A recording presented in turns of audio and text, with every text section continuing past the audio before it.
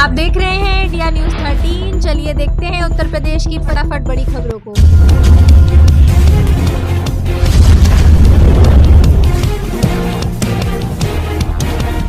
UP में home guard के 41,424 पदों पर भर्ती का एग्जाम कब होगा? कुछ ऐसा हो सकता है परीक्षा का शेड्यूल। यूपी में 41,424 पदों पर निकली होमगार्ड भर्ती को लेकर युवाओं के बीच उत्साह है। ऐसे में जो युवा इस भर्ती में शामिल होंगे वो इस बात को जानने में उत्सुक हैं कि ये परीक्षा कब हो सकती है।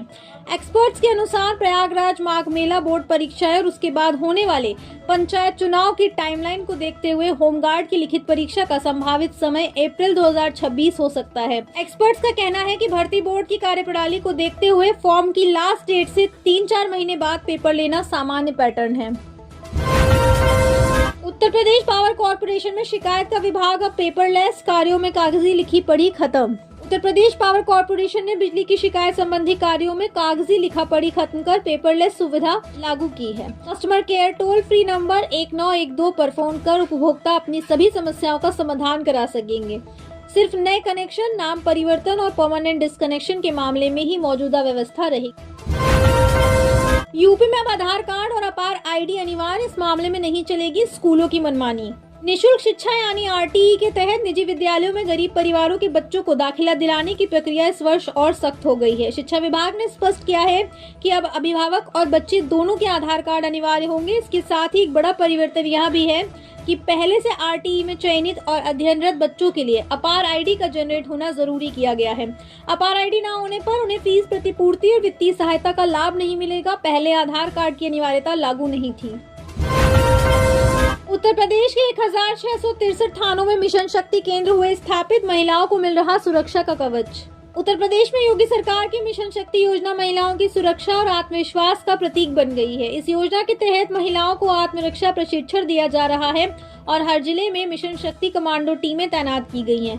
पिंक बूथ और एंटी रोमियो स्क्वाड ने शहरों में महिला सुरक्षा सुनिश्चित की है, जिससे सार्वजनिक स्थानों पर उत्पीड़न की घटनाओं में कमी आई है। महिलाओं की सुरक्षा से जुड़ी शिकायतों में 60% की गिरावट आई। उपद्रव नहीं, अब उत्सव का प्रदेश है यूपी। अपराधियों की कुटाई के बाद लग रहे उद्योग। यूपी में डबल इंजन सरकार में 47 लाख करोड़ के प्रस्ताव मिलते हैं। 15 लाख करोड़ निवेश धरातल पर आ रहा है।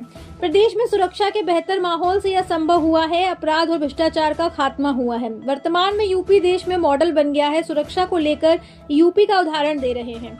माफियाओं के खिलाफ कार्रवाई में यूपी का उदाहरण दिया जा रहा है। प्रदेश में बेहतर मुआवजा मिल रहा है।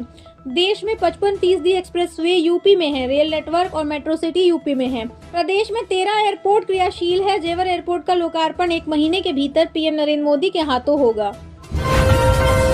यूपी में कड़ाके की ठंड के लिए हो जाइए तैयार। कोहरे की चादर से ढके रहेंगे ये 11 जिले। उत्तर प्रदेश में ठंड का असर बढ़ने लगा है। सुबह में निकलने वाली तेज धूप अब धीरे धीरे हल्की हो रही है। वहीं कई जिलों में कोहरा भी छाने लगा है और तापमान तेजी से गिर रहा है। ऐसे में सुबह के समय प्रदेश के कई जिलों में हल्के से मध्यम कोहरा नजर आएगा। पूर्वानुमान था कि शनिवार को वाराणसी, गाजियाबाद, शामली, मेरठ, कानपुर, मुजफ्फरनगर, सहारनपुर, प्रयागराज, अलीगढ़, मथुरा और गाजीपुर समेत कई शहरों में सुबह की शुरुआत कोहरे के साथ हो सकती है और 1 दिसंबर को भी मौसम शुष्क रह सकता है और सुबह के समय कहीं कहीं पर छिछला से मध्यम कोहरा छा सकता है। यूपी में फिर बिजली के रेट बढ़ाने की कोशिश में पावर कॉर्पोरेशन, जताया 10,000 करोड़ घाटे का नुकसान। पावर कॉर्पोरेशन उत्तर प्रदेश में एक बार फिर बिजली दरों में बढ़ोतरी कराने को लेकर प्रयासरत है। मौजूदा वित्तीय वर्ष में कोई बढ़ोतरी न हो पाने के बाद कॉर्पोरेशन ने शुक्रवार देर रात 2026-27 के लिए वार्षिक राजस्व आवश्यकता नियामक आयोग में दाखिल कर दिया। पावर कॉर्पोरेशन द्वारा दाखिल ARR करीब 1.25 लाख करोड़ रुपए का है। वहीं वितरण हानियां 13% रहने का अनुमान बताया है। ARR में कॉर्पोरेशन ने इसे करीब 9,000 से 10,000 करोड़ रुपए दिखाया। यूपी में दूल्हे ने दहेज में मिले 31 लाख रुपए लौटाए। बोला, मुझे सिर्फ दुल्हन चाहिए, शगुन में लिया 1 रुपया। दहेज के लिए जहां कुछ महिलाएं प्रताड़ित होती हैं और हिंसा का शिकार होती हैं, वहीं एक युवक ने दहेज लोभियों के मुंह पर करारा तमाचा मारा है। जहां दहेज से जुड़ी हिंसा मीडिया में हेडलाइन बनती रहती है, वहीं एक युवक ने शादी में मौजूद लोगों के सामने दहेज की मोटी रकम लेने से मना करके इस सामाजिक बुराई को चुनौती देने का फैसला किया। युवक का नाम अवधेश राणा है, जो कि यूपी के मुजफ्फरनगर का निवासी है।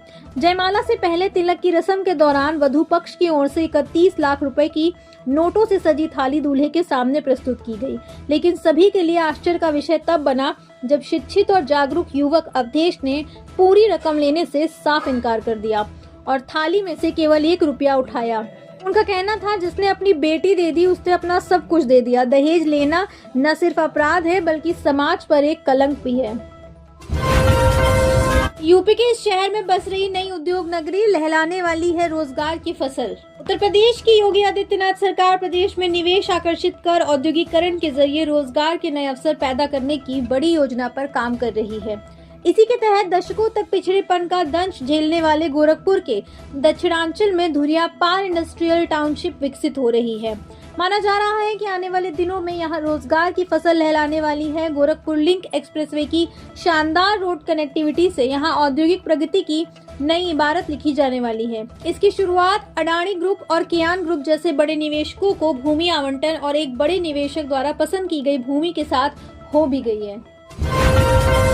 उत्तर प्रदेश में स्मार्ट प्रीपेड मीटर को लेकर घमासान। उत्तर प्रदेश विद्युत नियामक आयोग में याचिका। उत्तर प्रदेश में स्मार्ट प्रीपेड मीटर को लेकर घमासान जारी है। स्मार्ट प्रीपेड मीटर को लेकर तमाम शिकायतों के मद्देनजर राज्य विद्युत उपभोक्ता परिषद ने उत्तर प्रदेश विद्युत नियामक आयोग में लोक महत्व का प्रस्ताव दाखिल किया है।